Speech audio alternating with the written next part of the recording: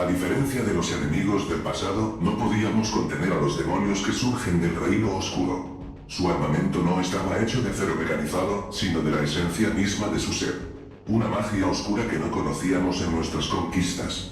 Habíamos crecido demasiado confiados, nuestras victorias sirvieron para invocar nuestra espada mientras bebíamos la gloria de nuestro imperio en expansión.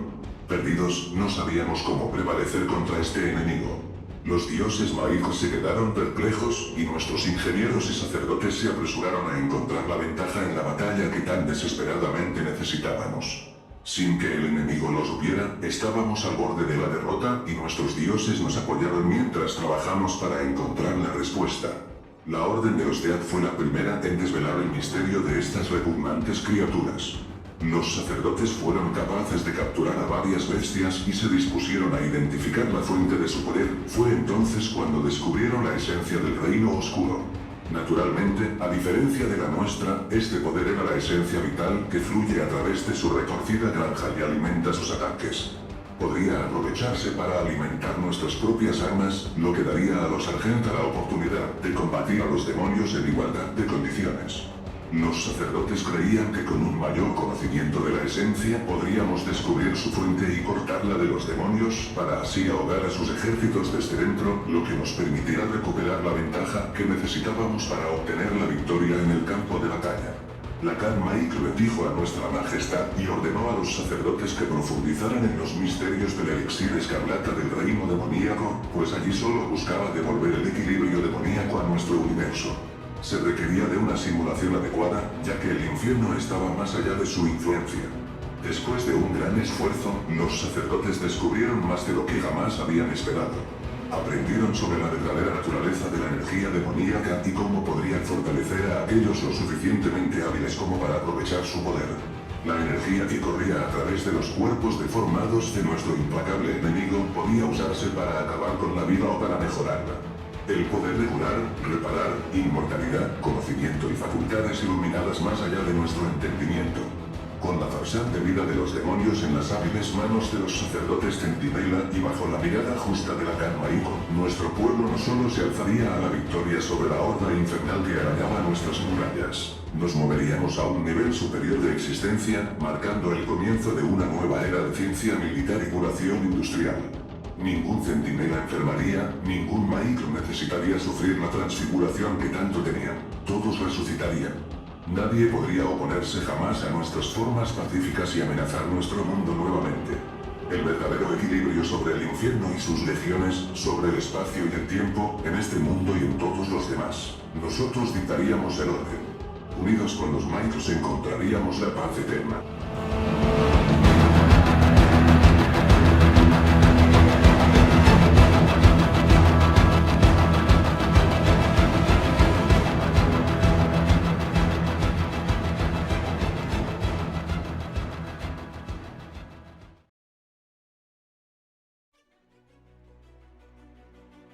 Lacan Maikre exigió un diezmo de la esencia y los sacerdotes impulsados por su deseo se sometieron a su voluntad.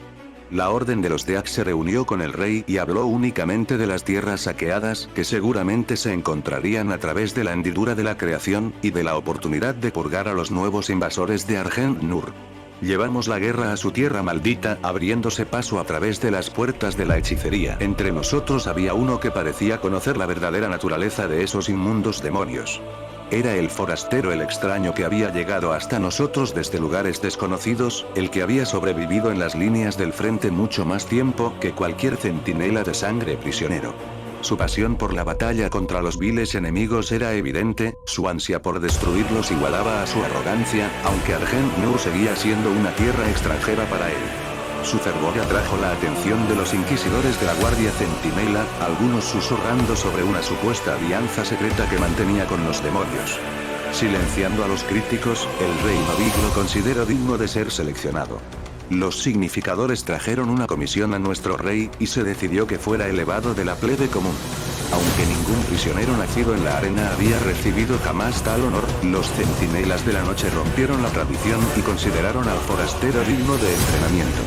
Varios discípulos se quejaron y resintieron la presencia de un bárbaro entre sus filas, pero en la guerra con los demonios, todas las oportunidades por pequeñas que fueran, debían ser consideradas, y al presenciar al forastero luchar contra sus maestros del salón, encontraron en él a un compañero implacable y tenaz.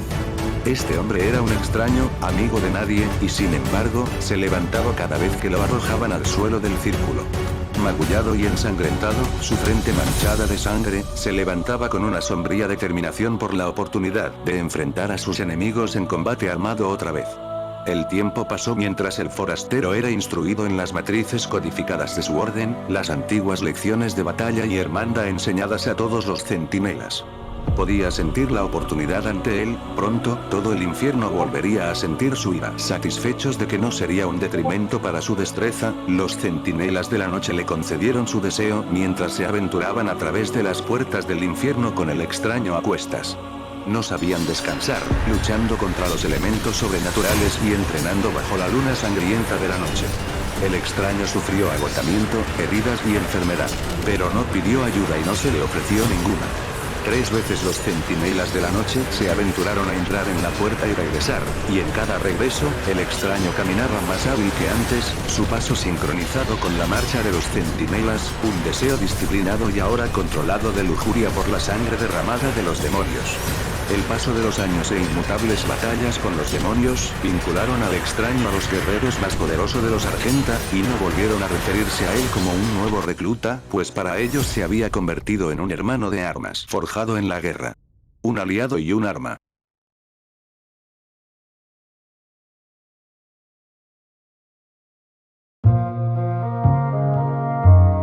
Mientras luchábamos contra las bestias, la sociedad argenta creció, bajo la mirada de los Maikri gracias al poder infinito de la esencia.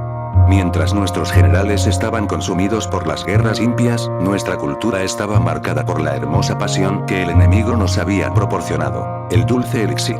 Nos trajo una capacidad inconmensurable y nos dio el poder de llegar más lejos en dimensiones que se creían fuera de nuestro alcance. Bajo la dirección de nuestros dioses Maikr y la ingeniería de nuestros sumos sacerdotes, nuestras armas ardían y nuestras máquinas de guerra asaltaban. Las multitudes del pueblo bebieron profundamente del pozo de energía que los sacerdotes habían revelado, pero nosotros, los centinelas de la noche, no participamos de su abundancia. Algunos de nosotros susurraron acusaciones y advertencias contra esta forma de progreso, pero fueron reprimidas, ya que nuestro papel no era dictar el futuro de nuestro pueblo, sino solo defenderlo.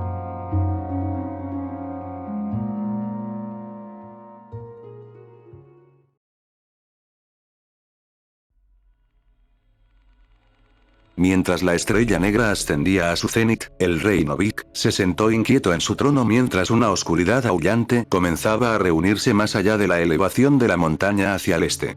La plaga se abalanzó sobre nosotros en masa, saliendo de la puerta del infierno con una furia despiadada. Traían consigo un titán monstruoso, el acorazado. Una bestia que rivalizaba en estatura y poder incluso con el ancestral más poderoso. El grotesco gigante arrasó con todo lo que se le cruzó por delante, aplastando todo a su paso. Este fue un asalto demoníaco total, que golpeó el corazón de Argent como nunca antes. ¿Cómo era posible que el coloso pudiera atravesar la puerta demoníaca sin previo aviso? Nunca lo sabríamos. Aunque los centinelas de la noche creían que había una traición en juego. Los centinelas, sorprendidos por la sorpresa, se apresuraron a desafiar al titán y su horda, y con su llegada a la ciudad sagrada de Taras Nabak se preparó para el juicio. Con el ataque de los demonios agrupados bajo la sombra del aborrecible demonio, la ciudad se estremeció hasta sus cimientos. Nadie se salvó, salvo aquellos que huyeron hacia el norte. El vil enjambre saqueó nuestros templos y palacios, quemó nuestras torres y devoró las almas de nuestro clero. Sin embargo, los centinelas de la noche se unieron y resistieron con firmeza contra los demonios, aunque fueron rechazados y acorralados en la arena de sangre. A medida que la oscuridad de la noche descendía, sus espadas seguían siendo potentes y destrozaban a la multitud enemiga sin control. En medio de las inquebrantables filas de los centinelas, cuando todos los demás aprendices habían caído en batalla, se encontraba el forastero. Destrozar y desgarrar, rugió, feroz en la batalla. Los reclutas restantes de la arena se quedaron asombrados al presenciar a la bestia que una vez había rugido dentro de sus propias celdas, ahora blindada junto a los hombros de sus hermanos centinelas. Se había elevado donde ningún otro lo había hecho antes, un guerrero centinela por derecho propio, el mejor entre ellos. Pero aunque el enjambre cayó ante su asalto, el titán permaneció invencible, hasta el punto de que nadie podría domar al coloso solo. En las horas previas al amanecer, mientras los centinelas de la noche resistieron el implacable asalto, el forastero se mantuvo firme al pie de la gran muralla en la curva norte del castillo. Al ver su inagotable vigor, Samur, canciller de la diosa madre, se apresuró a alejar al forastero bajo un velo secreto y, por razones desconocidas, lo sometió a un rito indescriptible. Esto era una herejía, ya que Samur no recibió el consentimiento de la Khan Maitr ni recibió su consejo. En la capilla de la pureza, el forastero se sometió a la máquina de la divinidad. Allí, Samur Maitr, el serafín que solo conocemos como el ayudante de la diosa madre, bendijo al forastero con una velocidad feroz y un poder que coincidía con su voluntad.